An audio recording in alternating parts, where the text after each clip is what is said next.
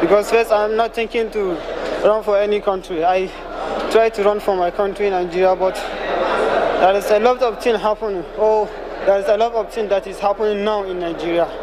The way the Nigerian Federation are treating players, the way we are doing it.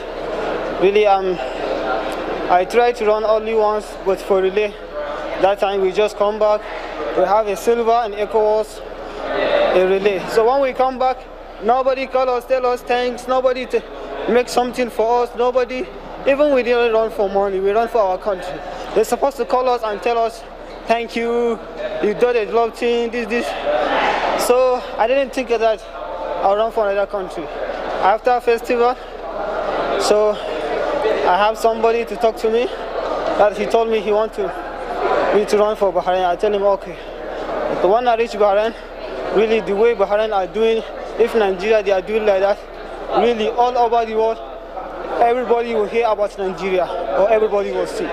So I'm advising Nigerian Federation to change. Sure, to change. Because for example, me and Adekoya Akemi, we're national for Bahrain. When I go to Bahrain, I'm running 47. I run my first 47 in Nigeria. But Alhamdulillah, it couldn't 2 years. Now I dropped to 45, 15. Yeah, so I mean, in the National Sports Festival in 2012, Echo 2012, you came second behind the Rupe Ereyok, and you were running 47 there. But now you're running faster than him and everyone else in Nigeria. Yeah, so this is a big example for what is going on. Why he's running like that?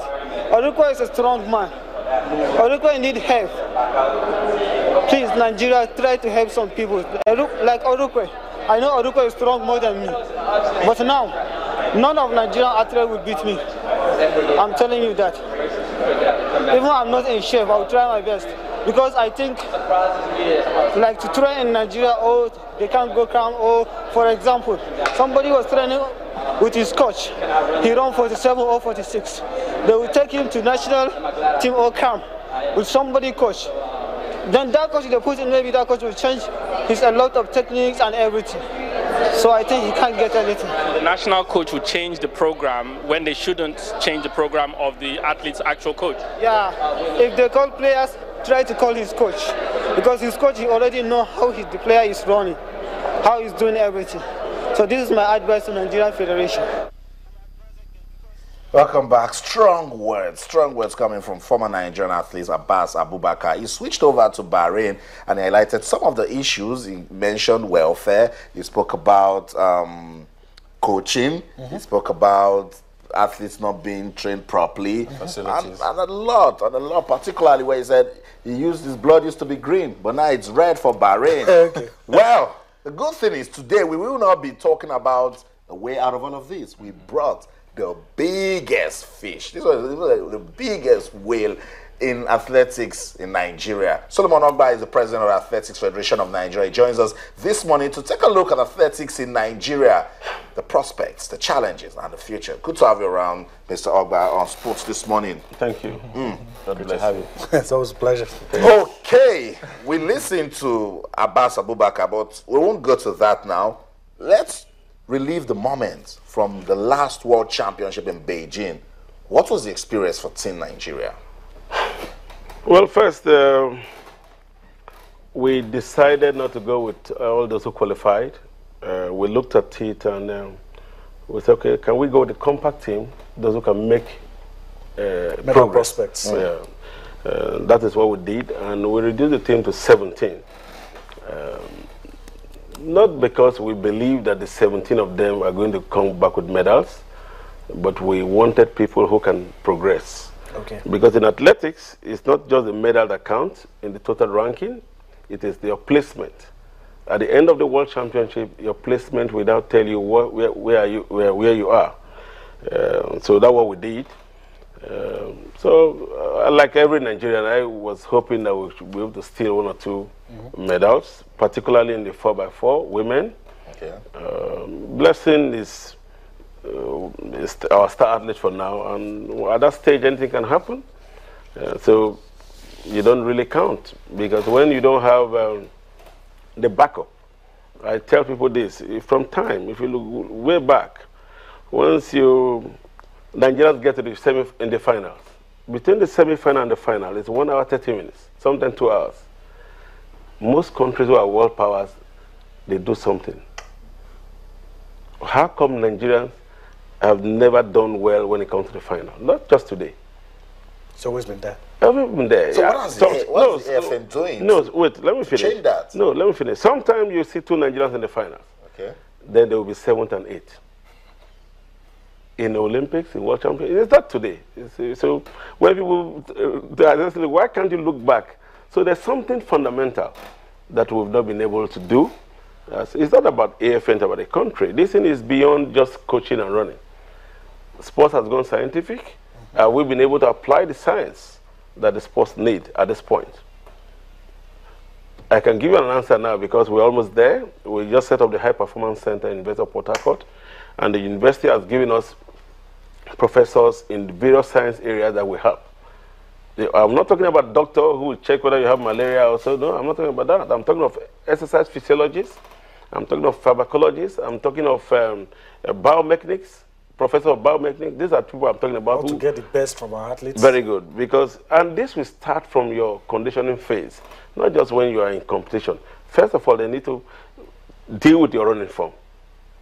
They need to deal with the jumping. I take Tosi Oke, for instance. We had an issue with him. Our coach, Yusuf Ali, had an issue with his coach. Seriously, in the qualifying round. Serious issue because he was jumping like a high jumper. And Yusuf said, no, you are a long jumper. You are a horizontal jumper. You're not a vertical jumper. Because you hop and you go up. But when you do that, you lose distance. He took him to quarrel with the coach before the coach agreed to change his run-up. And that last jump gave him the qualification to the finals. Then, of course, he didn't give the credit to Yusuf. And in the final, Yusuf was okay. Let's see what happened. Okay. 16, 7, 6. Wow. That is number 47 jump in the world. Wow. By ranking, it's number 47. But it tells you it's number 8. No. By ranking, it's number 47. Go and check the iOS site. That's your part, sir. Let's bring a balance to this. Let's quickly listen to Tosin Oke. He tried to explain what went wrong at the World Championship. We'll listen to that. We'll let the president listen to Tosin Oke also, and we'll come back. Stay with us. Yeah, let's talk about that a little. There was a story going around that you had to pay for your own flight to Warri for the national championships. Is that true or not? Or that is definitely true, and I'm still waiting for my refund for my flight. So I'm here being owed $2,500 by my federation, who, a bit clueless if you ask me. So, you know, they invest heavily in one person, as we all know, and they invested $0 in me all year. And that myself and that one person both came 8th in the World Champs, and that should tell you a lot. So, you know, when you're ready to support me, let's get it on. Well, that's tough. I mean, how do you continue to compete and fly all the way to Beijing under these kind of conditions? It's very tough. I mean, luckily for me, I've got a great sponsor in Mizuno, fantastic sponsor. I've got a great family, and I do well. I mean, I do well in terms of I go to all the Diamond League. So, you know, my sponsors respect my level in the world, top 8. You know, and I have great respect for myself. I look after myself, and I've always tried to be my best at all times. So that's a strong words coming from Tosin Oke. You listen to him. I'm just trying to understand. How do you react? Yes, let me react. You see, first, if you listen to him, you know that he was not honest. First of all, you just competed. And the man interviewing you, who does not have the criteria to even do what he's doing, ask you that you hear that you were not paid for your flight to the national championship. What has that got to do with your performance? You were supposed to be talking about your performance in that competition. Now you came to the national trials. You have not been refunded, not only you, because Cross River State, the sponsor of the competition, reneged a week to the competition. So where do we get money from? You came to the national trials, you have not been refunded. Nobody has said you will not be given your money. Nobody has said so. But he was paid, we bought him ticket to come to Beijing. He didn't say that. So what, is there a correlation between Warri and Beijing? No. See, I want us to be very honest here. We are saying that, first of all, he came to Warri. He was coached by coaches in Warri, and he qualified from Warri. He has been jumping all over the world throughout this season. He has not made the standard. But he came to Warri. Yusuf Ali handled him for 2 days, and he made the standard. When he made the standard, because he don't want to give the credit to Nigerian coaches, he requested for his own coach. And he said, we have the emails, that he was going to pay for the accommodation and the flight of the coach. We oblige him. If we did not do that, that would have been an issue. He came with a coach who could not. And because we saw things were going wrong, Yusuf had to almost physically fight in the coach to correct his run-up. That is how he qualified. Now you qualified, you went to the finals. You cannot even acknowledge what Yusuf has done. Then they left you.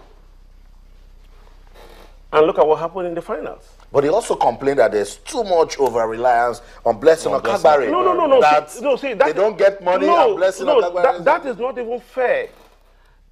As a member of a team, you don't envy another athlete. Okay. No, Blessing has not gotten one cover from government this year. First of all, government has to give us money to give to them. No athlete has gotten a cover. The truth is that I think that how do you expect results when you're not taking care of welfare? I'll ask a question. They jump in all the diamond leagues everywhere. Who prepared them? Who gives them money to go? At that point, have you heard? They're going for their personal at that point. Very good. Even at the World Championship, it is a personal because it is a contract. They have a contract with shoe companies who want them to appear. And only God knows how much allowances those shoe companies have given them. They're registered under Team Nigeria. No, see, it's just like those who qualified, and we said you cannot go. It is possible for us to say, okay, you cannot go, because what you are jumping cannot take us anywhere.